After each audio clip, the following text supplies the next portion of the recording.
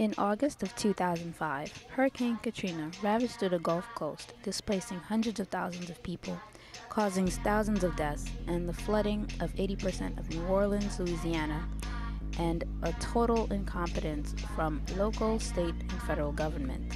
Mexico. Every person is hereby ordered to immediately evacuate. 2 days before the storm, Nagin ordered the biggest evacuation in U.S. history. Nagin says communications failed and agencies dithered over jurisdiction while New Orleans drowned. Too many people died because of lack of action, lack of coordination, and some goofy laws that basically say there's not a clear distinction of when the federal government stops and when the state government starts. And if you The local government, the top up, faced criticism, but no one's criticism was more prevalent than Mr. Michael Brown, the then director of FEMA. 100 hours after the hurricane hit New Orleans, he let out a blunder that crystallized a massive disconnect when it comes to the coordinating efforts between governments.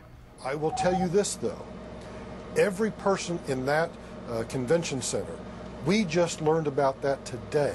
And so I have directed that we have all available resources to get to that convention center to make certain that they have the food and water, the medical care that they need. Sir, you're not telling me those bodies that are there.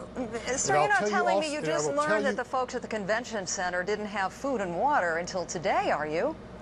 You had no idea they were completely cut off? Paula, the federal government did not even know about the convention center people until today. Fast forward 7 years. We have a 100-year flood every 2 years now. And I think at this point it is undeniable, but that we have a higher frequency of these extreme weather situations, and we're going to have to deal with it. Superstorm Sandy was moving through the Atlantic like a bat out of hell. Amazingly enough, she was just a Category 1 hurricane, but slated to clash with a major front, managing to affect 24 states. President Obama, in the home stretch of his re-election campaign, suspended his campaign to oversee the crisis. This is a serious and big storm, and my first message is to all people across the eastern seaboard, mid-Atlantic, going north, that you need to take this very seriously. But this time around, measures were taken. Those have been turned around quickly. Here in the White House, we have pre-positioned assets so that FEMA personnel are working closely with state and local governments. After conversations with both governors of New Jersey and New York, President Obama took the extraordinary action to issue a major disaster declaration based upon the impacts that have occurred. What that means is now not only are we providing direct response, but also financial support to state and local governments. It's so important for us to respond big and respond fast as local information starts coming in. As everybody knows, we're already seeing significant impacts from the storm, and the worst of it is about to hit.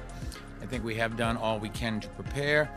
This afternoon I spoke with President Obama, Treasury Secretary Geithner, and Governor Cuomo, all whom offered their support and coordination with the federal and state government, I will say, has been great. My instructions to the federal agency has been, do not figure out why we can't do something. I want you to figure out how we do something. I want to thank all the members of the team for the outstanding work that they're doing, but it'll be years before we see the effects of the hurricane efforts by the new FEMA. But it is safe to say that this time around, a lesson was learned.